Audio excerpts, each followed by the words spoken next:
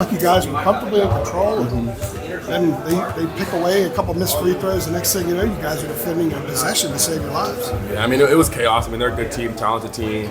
They dropped some games, and but they have a lot of talent, 1 through 5, off the bench, and they're a team that's known for making big runs. They're going droughts, but also known for making big runs and keeping games close. And we knew that was going to be a fight today.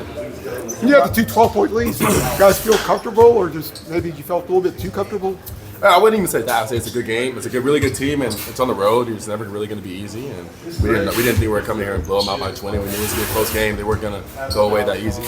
When you close a game this way, you have a lot of mistakes out there, but you still win on the road against a desperate team. What can you take from that?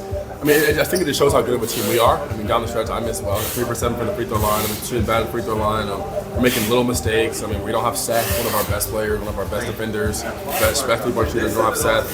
I mean, it's a tough game. I mean, they played well, and they had guys go crazy in the first half. Nigel Pack had 18, and No Charlie Amir had like 20 or something like that in the first. They combined for 34 in the first half. I think they combined for 6 in the second half. 6, right? So I think that's the defensive adjustment that we made, and just our pace.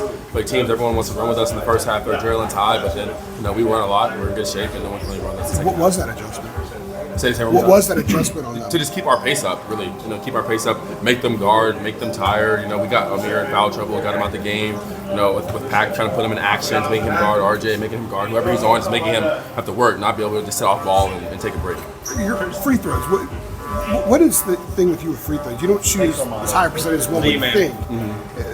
Tell us, what can you say? Definitely just mental. I just got to work on it. And when you get up late and you're at the line, I mean, you're a pretty confident dude. Does that enter into your mind at all? Oh, no, it's not that. In general, I'm just bad at free throws right now. It's something I got to work on. I feel like it's something I'm really going to focus on in the next few weeks. I haven't really been able to get as much shots up the last few months because of my wrist. I've kind of been trying to play through that and not be able to get, so I won't be able to get the shots up I usually got before practice, after practice, just because I'm trying to play through my wrist. But, now my wrist is healed, and I'm just, get back in the gym and keep working. Is it 100%? 100%. Sorry.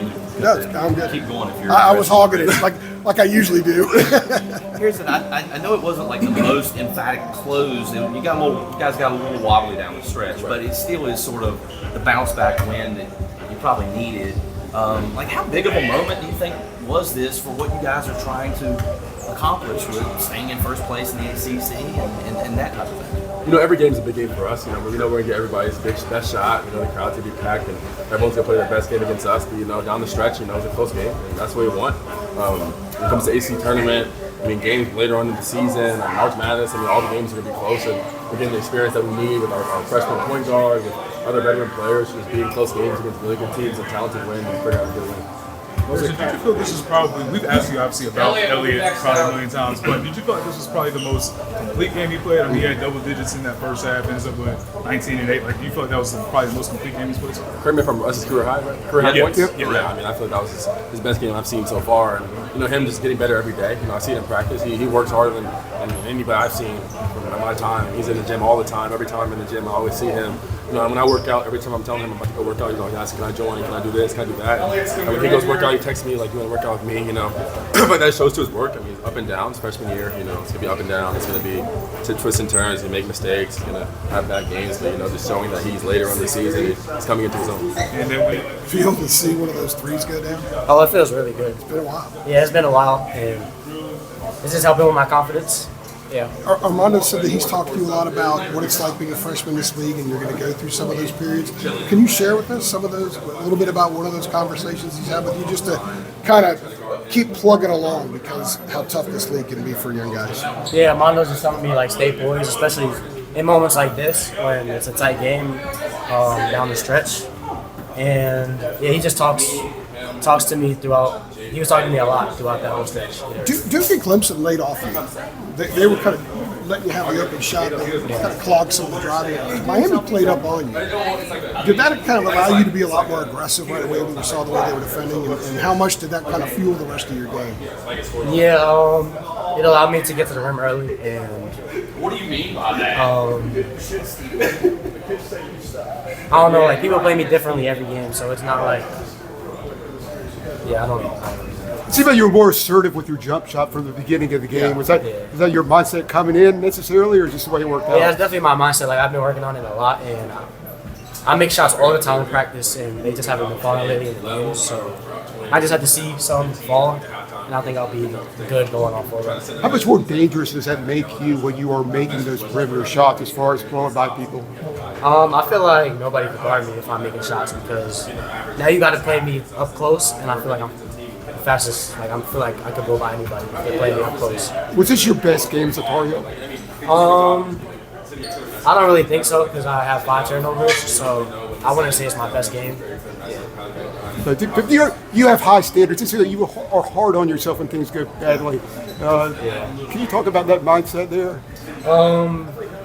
Yeah, that's just how I am. I'm pretty hard on myself. When I look at this game, I just see all, like 5 turnovers. I see a couple when we really needed to score, and that's what I see. I don't really see the 19 points. Did he ever talk to you about needing to hit jump shots or just needing to take those shots? Don't worry if they're missing. You got to keep shooting them because they're eventually going to fall. Because for you guys to make a push you want to make, you're going to have to hit some of those at some point. Yeah, he just tells me like if I'm open, he wants me to shoot it every time, and he wants me to have the confidence in myself to knock it down. Any teammates say anything to you about finally hitting the 3-day? There's been nights with Charleston Southern. Armando said he was thrilled. I mean, they didn't really say nothing to me because like I make shots all the time in practice. It's just like games. So just glad to see it. They were just proud of me that I shot 6. They were more proud of me that I attempted more than like 1 or 2. Where does that come from in terms of being confident on yourself? Is that just sort of an innate characteristic? Yeah, I think that's just how I am. My brother plays tennis, and he's kind of like the same way. And I think that's just how we are. Like we're just hard on ourselves. So maybe when you go through a bit of a slump, how hard is it to climb out of it? It's actually really hard, but my confidence is at an all-time high right now, so I think I'm coming out of it. Well, what enabled today? I'm just working. Like I got confidence in myself because I've been working really hard on it, and I've been making a lot of jump shots every day.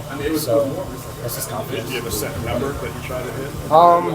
At least 500. Some days 1,000. So 1,000 makes? yeah. What kind of shots? Just all over? Mostly threes, but a little of everything. Yeah. There's the last 4 minutes where you guys were kind of slowing it down and trying to kill a lot of responsibility for you to create things. Can you talk about that little stretch? Yeah, I feel comfortable in situations like that, and the coaches feel really confident in me, so that just helps me a lot. They call plays with the ball in my hand, so that gives me a lot of confidence. Elliot, how long does it take to shoot 1,000, make 1,000 shots? How long a day? does it take? Yeah. And how many times you going? Armando said Probably you're like three that's times. probably like 3 workouts. Yeah, Armando said you do about 3 a day. So how long is each workout? Like 45 minutes each. Do you shoot with anybody, Elliot? Or are you just in there mostly alone? Is I'm anybody just in there with feeding you? my managers. Yeah, just me and my managers. And sometimes I got trainers that come down to UNC to help out. RJ over here, is there one in particular who rebounds for you? There's actually 2 managers, Avery and GW. They rebound for me after every practice. So, yeah. As of course, going in halftime down, and then the second half, you guys eventually go up by as many as 12. What type of adjustments do you feel like you all were making that was working to get that lead? Just taking a pride in our matchup and just our defensive intensity was there. I think that's why we was able to go up on that big lead, and we just took care of the ball. We got good shots we wanted, and we relied on our transition offense, and that's one of the keys. It was one of the keys to the game, and was working early on in the first half. But we just had to put together a full 40 minutes. I mean, no, it wasn't a great, win like by, kind of an ugly win. But the way we persevered and the way we battled throughout the last couple of minutes of the game was good for us. Yeah, and then Hubert was actually giving you some credit for how you were doing with Pac, particularly in that second half. It took him a while to get a second half point. Just what can you kind of describe a little bit the experience guarding him both in that first half and that second half? Yeah, I mean he's a great player. The way he's able to just his shot making capability is really good. He's able to create space, so that's kind of trying to just make his catches kind of difficult. Pressure when ball screen coverages and a lot of off ball screen staggers for him. So kind of just getting to the body and making it kind of hard for him to catch the ball. And then when he did catch the ball, just kind of make it difficult because he's a really good player. Getting to his spot. So I think I did a good job of just taking the challenge in the second half of just my defense, and I think that's one of the underrated parts of that I improved in this year. Seems like they defended Did you play out closer to him on the perimeter when he didn't have the ball than you had a lot of other guys? Yeah, It 100%. looked like you also took away some of his cuts. Yeah, because I know a lot of the actions are ran through him, so I did a good job of just kind of just denying when he didn't have the ball, and that kind of like allowed him to. You know, they always say contact deny, you know, when the player doesn't have the ball, because I know they have a couple of actions where they could go backdoor, but they ran right through my chest. So I did a good job of just connecting to the body and being aware of the actions, and I did a good job of watching film and scouting. What did you do the 18-4 run early in the second half? For us, Yeah, they scored the first bucket, went up 4, then you guys went 18-4 and took a 12 lead. yeah, just the way we took care of the ball, the way we got good shots, and I think our defense. We had a couple of defensive lapses in the first half, so second half we took pride in that. And I kept telling the guys in the huddle, like, another four after each media timeout, just because of our intensity, our attention to detail on both ends of the court was big time for us, so that led to the run. Elliot hadn't hit a 3 since December, 2 tonight. Yeah. How much does that change things? And how much might that change how you're defending some if he consistently can hit a 3 or 2 every day? Yeah, I mean, Elliot was getting great looks all night, and he had the confidence to go ahead and knock it down, and we believed in him. He worked a lot on his shot and after practice, before practice, so for him to knock down those 2 threes, I know that's definitely a confidence booster for him, and we tell him to keep shooting it, because we're going to fall, and you're going to knock it down in big time moments. He hit a big 3 in the second half, right on the left wing, so Kick out for you. kick out for me, so yeah, so that's big time for him. Did they defend you differently than Clemson and Duke? It seemed like at times you had more space. No, I definitely had more space, but I think I did a good job of. I did a poor job of kind of setting my man up in the Clemson and Duke game because they were face guard and top blocking. So I definitely took pride in just my off-ball actions of setting my man up to create that space. But also my teammates did a good job of screening for me. Mondo, Harrison, Elliot, Cormac. That's why I was able to get open looks, and I was also just adjusting my shot. It was working early, so there's a lot on that. Do you think it was more what you guys were doing than how they defended you differently? Yeah, I mean, Clemson Duke definitely did a good job of keying on me, top blocking, face guarding throughout the game. So just kind of just going throughout the flow of the game and seeing how defenses are. I also could do a better job on my end, so take accountability in that. Just kind of setting my man up and just making it easier for myself against these coverages. RJ, you mentioned a couple minutes ago the defense has been an underrated kind of part of your game that you kind of worked on. What do you think you've been doing differently on that end of the court, from the start of this year to now? Just applying pressure, especially for my size, just getting to the ball a little bit more. I think my off-ball actions have been so far been improving.